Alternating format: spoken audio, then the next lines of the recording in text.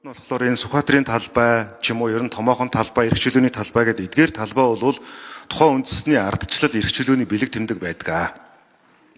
Гэтэл сүүлийн жилүүдэд яг улс төрийн идэвхжэлтэй сар улирлуудад энэ талбайг дүүргээд баахан худалдааны лангуу ажиллаулдаг. Энэ нь хүмүүст харахад их гоё юм шиг боловч цаагаараа бол бас яг энэ улс төрийн хүсэл зоригийг илэрхийлэх, улс төрийн эрхээ эдлэгтэн тодорхой хэмжээний ийм хаалт болдог гэсэн зүй тогтол ажиглагдж байгаа. Энийг бас бид нар тооцож үзэх ёстой.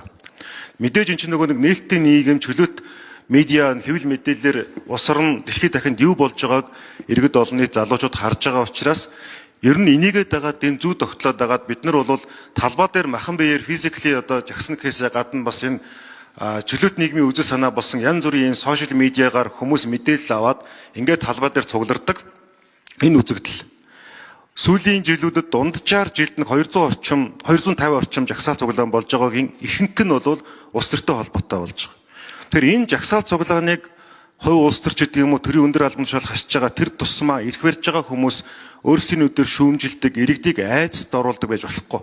Энэ жагсаалыг тийм хүн санхүүжүүлж байгаа, тийм газрууд ингэж байгаа, энэ үндэсний аюулгүй байдал занл хийж байгаа гэх мэтээр иргэдийн улс төрийн эрхээ эдлэх хэрэгчлөөнд нь халдаж болохгүй. Энийг бас оруулмаар байгаа юм.